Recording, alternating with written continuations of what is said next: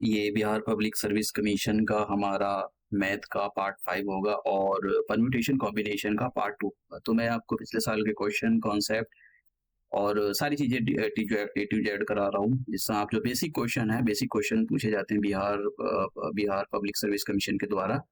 तो आप बेसिक से क्वेश्चन बड़े आसानी के साथ कर सकते हो, लेकिन सबसे बड़ी कंडीशन यही होती है कि आप क्या उसको रेगुलर टाइम दे रहे हो। 10-15 मिनट भी अगर आप रेगुलर टाइम दे रहे हो एवरीडे, मोर देन सफिशिएंट। बस और कुछ करने की जरूरत नहीं। ऐसा नहीं कि आप किसी टेस्ट सीरीज में बैठे हो और वो आपको खतरनाक से ज्यादा खतरनाक क्वेश्चन करा रहा है, ऐसा नहीं है। आपको लेवल चेक करो कितने डेप्थ में आपको क्वेश्चन को सॉल्व करना चाहिए, और फिर उसके बाद में आपको 10 क्वेश्चन आते हैं। 10 क्वेश्चन मुझे नहीं लगता है कि 10 क्वेश्चन आपके लिए बहुत मुश्किल है, या बहुत मुश्किल ही है। ठीक है, आप आसानी से सॉल्व कर सकते हो अगर आप चाहो तो।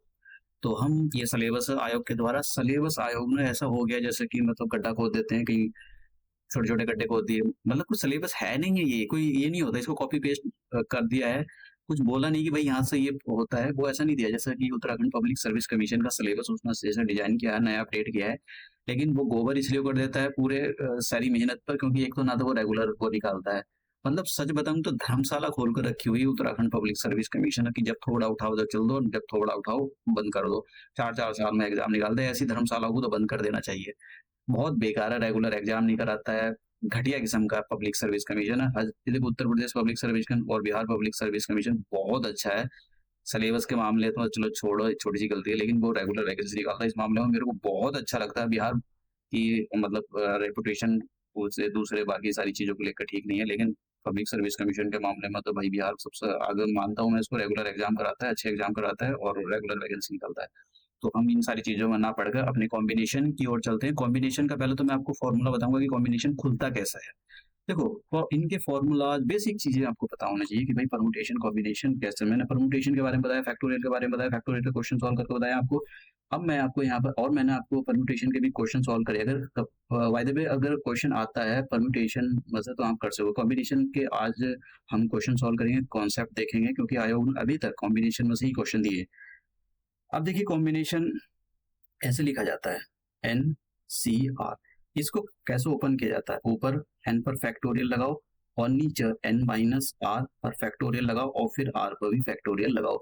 ऐसे कॉम्बिनेशन को ओपन किया जाता है। तो हम इस बेसिक कॉन्सेप्ट को यूज करके इसकी वैल्यू निकालते हैं। जैसे कि ये एक क्वेश्चन नहीं आया एग्जाम में, ये बस एज ए प्रैक्टिस है भाई, आप इसकी वैल्यू निकालो। तो देखिए इसकी वैल्यू निकालनी है आपको, ये क्वेश्चन है यहाँ पर, तो इसकी वैल्यू निकालनी है। तो कैसे निकालेंगे, 10 पर फैक्टोरियल लगाओ और नीचे क्या करना है आपको, 10-3 और फैक्टोरियल के अंदर बंद कर दो और फिर 3 पर फैक्टोरियल लगाओ। अब देखो कितना आ जाएगा, ऊपर वाले को ऐसे लिखो, नीचे आ जाएगा फैक्टोरियल 7 और फैक्टोरियल 3। फैक्टोरियल 7 और फैक्टोरियल 3 के बीच में मल्टीप्लाई है, दोनों को एक ब्रैकेट में बिल्कुल भी नहीं बंद कर सकते हो। अगर आप सोच रहे हो कि दोनों को एक ब्रैकेट में बंद कर दो, एक ही फैक्टोरियल लगा दो, ऐसा नहीं कर सकते। अब मैं क्या करता हूँ, फैक्टोरियल 7 और फैक्टोरियल 10 में से बड़ी वैल्यू कौन सी है, फैक्टोरियल 10 की। तो फैक्टोरियल 10 को मैं काट काट कर फैक्टोरियल 7 तक लाऊंगा। कैसे लाऊंगा, देखो फैक्टोरियल 10 को कैसे सॉल्व करेंगे, देखो अब जरा देखो, ये फैक्टोरियल 10 था तो इसको मैं ऐसे लिख सकता हूँ, सॉरी 10 फैक्टोरियल 9। अब ये जो अंदर फैक्टोरियल 9 बचा है, इसको कैसे सॉल्व कर सकता हूँ, इसको कर सकता हूँ मैं, 9 बाहर निकालो, अंदर एक नंबर कम रह जाएगा, फैक्टोरियल 8। अब ये जो फैक्टोरियल 8 है, इसको कैसे सॉल्व कर सकता हूँ, फैक्टोरियल से 8 बाहर निकालो और फैक्टोरियल के अंदर एक नंबर कम, यानी 8 लिखा था तो एक नंबर कम, ऐसा होता है। इसका मतलब क्या होगा, फैक्टोरियल 10 को आप ऐसा लिख सकते हो, फैक्टोरियल 10 को कि 10 मल्टीप्लाई 9 मल्टीप्लाई 8 और फैक्टोरियल 7, ऐसे लिख सकते हो। फैक्टोरियल 7 को भी आगे फर्दर आप इसको सॉल्व कर सकते हो, लेकिन जरूरत नहीं है, इसलिए वो। अब तो मैं इसको ये देखिए, तो फैक्टोरियल ये 3 को ओपन कर लेते हैं, तो फैक्टोरियल 7 से फैक्टोरियल 7 कट हो गया, इसलिए मैंने ये किया है। 3 की टेबल, ये 3 की टेबल से कट कर दो, 3 3 जा, और 2 की टेबल से इसको कट कर दो, कितना आ जाएगा, 12 4 जा, 4 3 जा 12 और 2 जीरो, एक जीरो लगा दो, दिस इज आंसर। तो ऐसे क्वेश्चन को सॉल्व किया जाता है। अब देखिए ये क्वेश्चन है यहाँ पर, जरा हम क्वेश्चन सॉल्व करते हैं, आर की वैल्यू निकालनी है। बहुत बेसिक सा क्वेश्चन है, लेकिन अगर आपने अच्छे से किया है तो।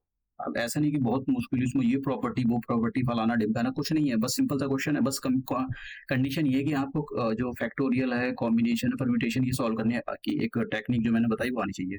तो इसको मैं ऐसे लिखता हूँ, factorial 15 upon factorial 15 minus r और आर पर फैक्टोरियल लगाओ। और ये जो डिवाइड, ये जो दो देख रहे हो ना, ये रेशो के साइन को, इसका मतलब होता है डिवीजन। फैक्टोरियल 15 दूसरे को खोलने के लिए जा रहा हूं और यहाँ पर लगाओ फैक्टोरियल 15 माइनस,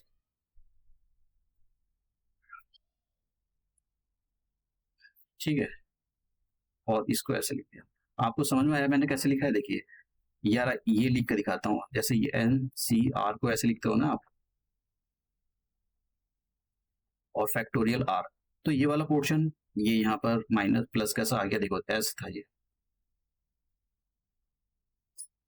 ये था, इस पर फैक्टोरियल, जब आप माइनस के अंदर मल्टीप्लाई करोगे तो ये बनेगा। समझ गए कि मैंने कैसे लिखा है ये?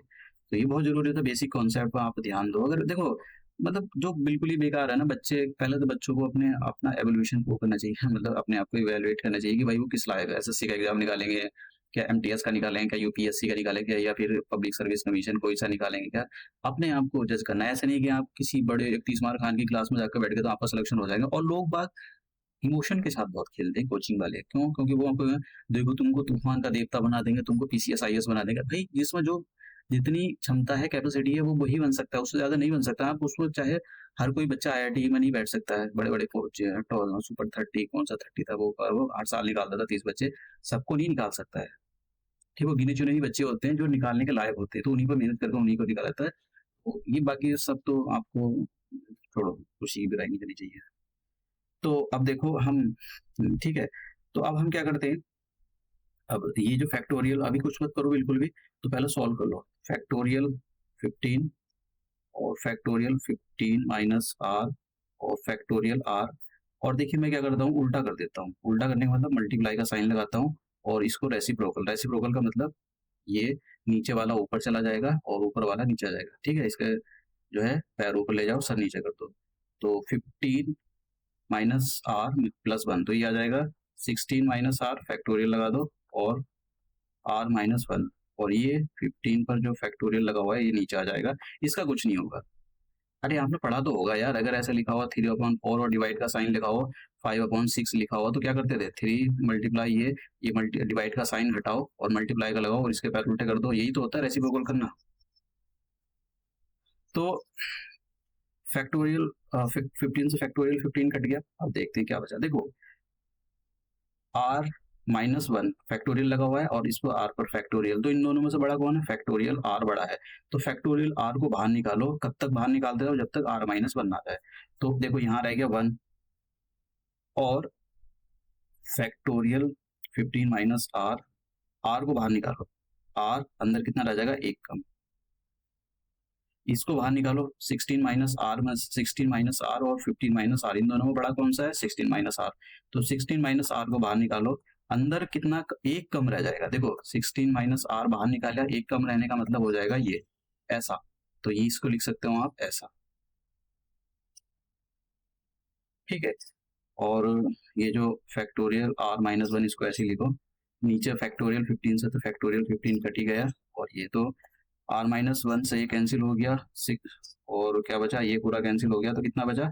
देखो ऊपर बचा 16 माइनस आर और नीचे बचा आर, और इधर बचा 5 अपॉन ये 11/5, क्रॉस मल्टीप्लाई कर दो तो कितना आ जाएगा? 5, इसमें 5 की 16 में मल्टीप्लाई करोगे और 5 की आर में करोगे तो 5r, तो ये इधर आ जाएगा 11r, इसको उधर ले जाओ ट्रांसपोज करके, तो ये आ जाएगा 11r प्लस 5r, तो कितना हो जाएगा? 16r।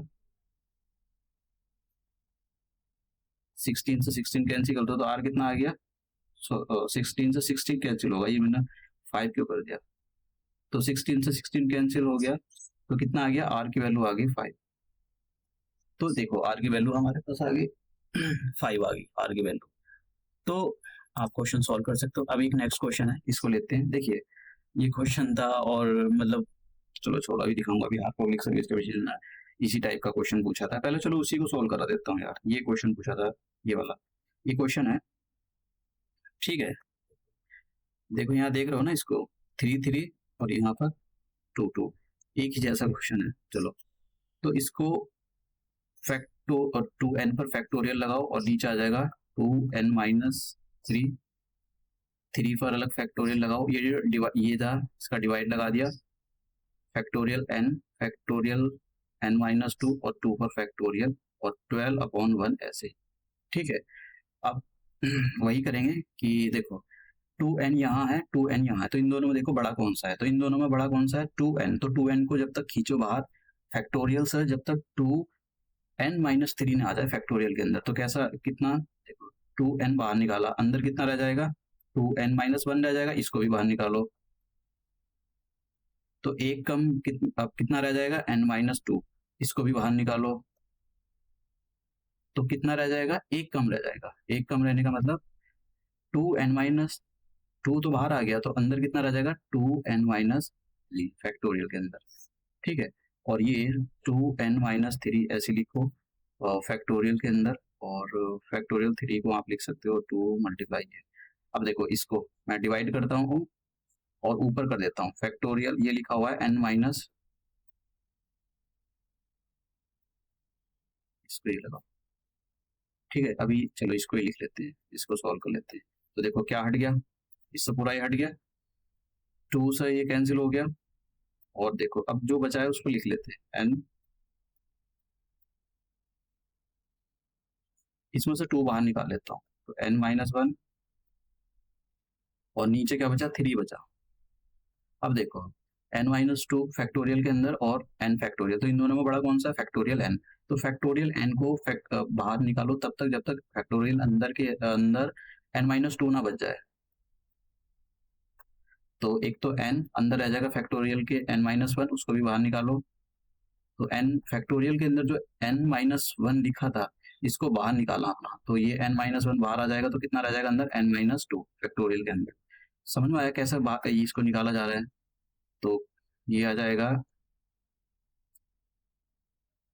और 12/1 ऐसी फैक्टोरियल n माइनस 2 से कैंसिल हो गया।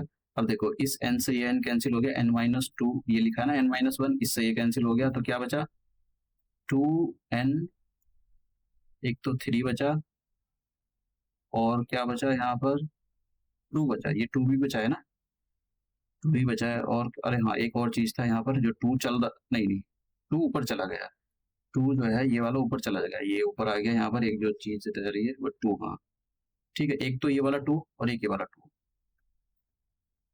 तो ये आ गया। अब देखो इनसे कैंसिल करता हूँ, तो 4 3 जा 12, तो 2n माइनस 1 इक्वल टू कितना आ जाएगा, 3 की 3 में 9, तो ये आ जाएगा 2n, 9 प्लस 1 10, 2 से कैंसिल कर दो तो n की वैल्यू कितनी आ गई 5, 5 आंसर है इसका। आप समझ रहे हो, ऐसा नहीं कि बहुत फाड़ू क्वेश्चन था या मुश्किल क्वेश्चन था, ये बड़े आसान से क्वेश्चन थे। अब ये क्वेश्चन आयोग ने जो दिया था इसको भी सॉल्व करते हैं, चाहे मेरा क्वेश्चन रह जाए, आप इसे एज ए प्रैक्टिस में भी कर सकते हो, लेकिन ये वाला क्वेश्चन जरूर करते हैं आयोग वाला।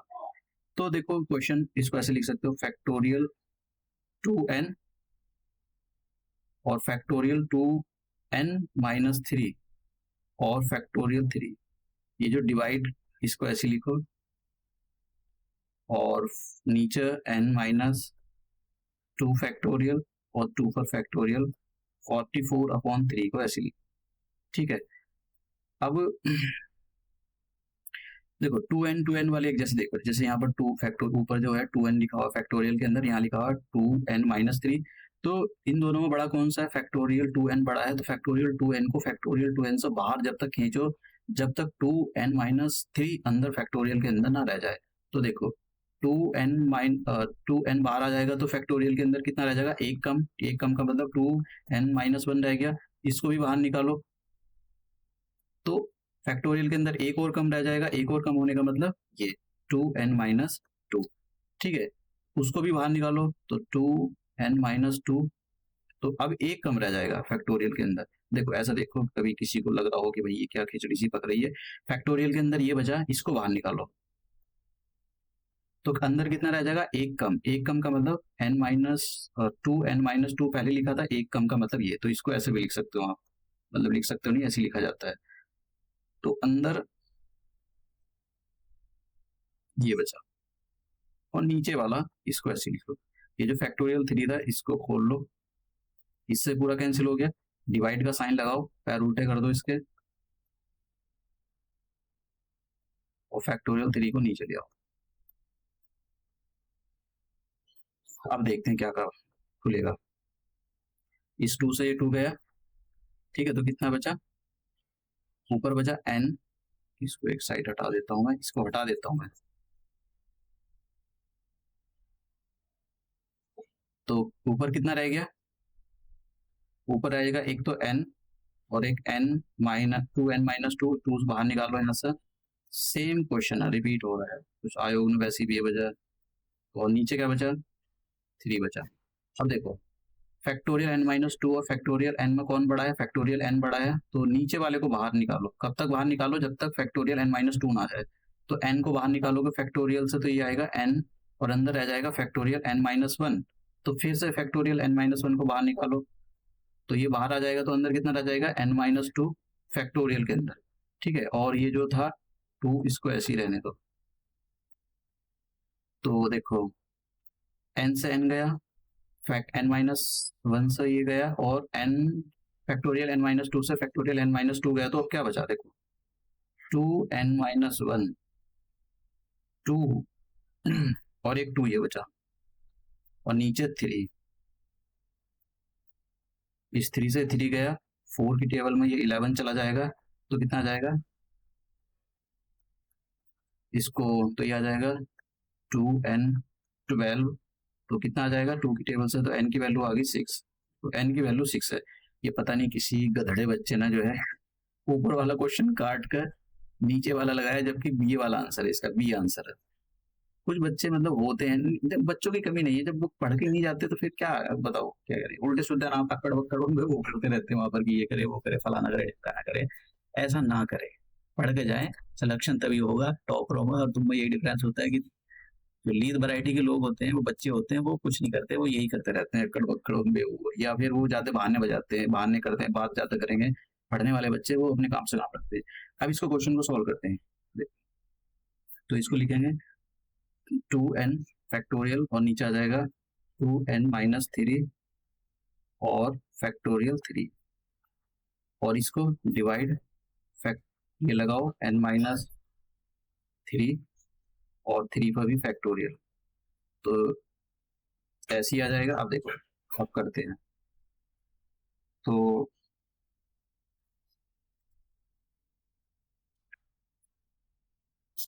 ठीक है, कब गया, हाँ ये रहा। अब देखिए, तो इन दोनों में 2n फैक्टोरियल के अंदर 2n लिखा है, और यहाँ पर लिखा है 2n-3 फैक्टोरियल के अंदर, तो दोनों में बड़ा कौन सा है, 2n, तो इसको बाहर निकालो। तो 2n बाहर निकलेगा, तो अंदर कितना रह जाएगा फैक्टोरियल के अंदर, 2n-1, 2n-1 को भी बाहर निकालो। तो 2n फैक्टोरियल से जब 2n-1 बाहर निकलेगा, तो फैक्टोरियल के अंदर रह जाएगा 2n-2 फैक्टोरियल के अंदर, इसको भी बाहर निकालो।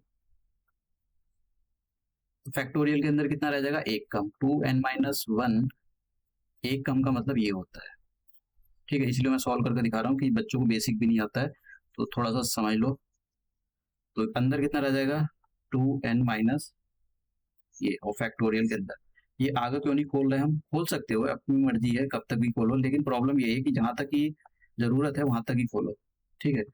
अब इसको डिवाइड का साइन लगाते हैं और उल्टा कर देते हैं, n-3, और ये ऊपर चला जाएगा, मैंने फैक्टोरियल भी हैंड टू हैंड खोल दिया, और नीचे ये, और यहाँ पर 12 था, 12/1 था, 1 की कोई वैल्यू नहीं होती है।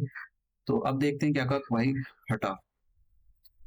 तो देखो 3 × 2 से पूरा 3 × 2 पूरा कैंसिल हो गया, तो क्या बचा, अब यहाँ पर बचा ये पोर्शन बचा 2n 2n-1, और इसमें से 2 और बाहर निकाल लो, n-1, नीचे तो कुछ नहीं बचा, मल्टीप्लाई।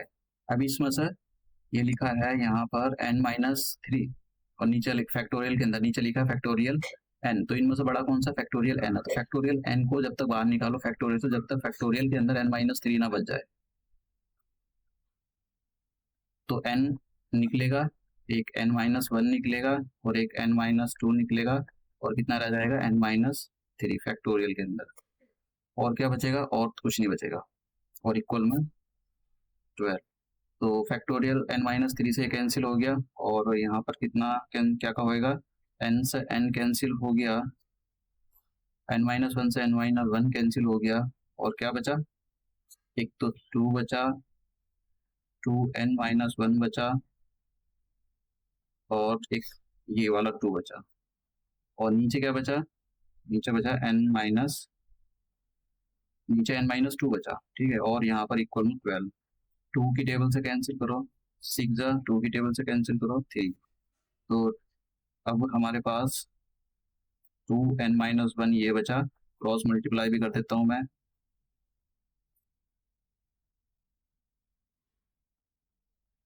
तो कितना आ गया, इधर सॉल्व करता हूँ, तो ये आ जाएगा 2n-1 इक्वल टू 3n-6। तो देखिए इसको ट्रांसपोज करके मैं इधर ले आता हूँ, तो ये हो जाएगा इधर आकर प्लस का और इसको ले जाता हूँ इधर का, इधर, तो 3n-2 ये इधर माइनस का हो जाएगा, तो n की वैल्यू कितनी आ जाएगी 5, तो यहाँ पर n की वैल्यू आ गई 5। तो ये मैंने परम्यूटेशन कॉम्बिनेशन आपको 2 लेक्चर में कंप्लीट करा दिया है, और जिनको सिलेक्शन लेना होगा वो कर लेंगे, नहीं तो नहीं लेना होगा वो वैसे ही। तो ये हमने करा और इसका सिलेबस तो ऐसा कुछ आया हुआ दे नहीं रखा है खास।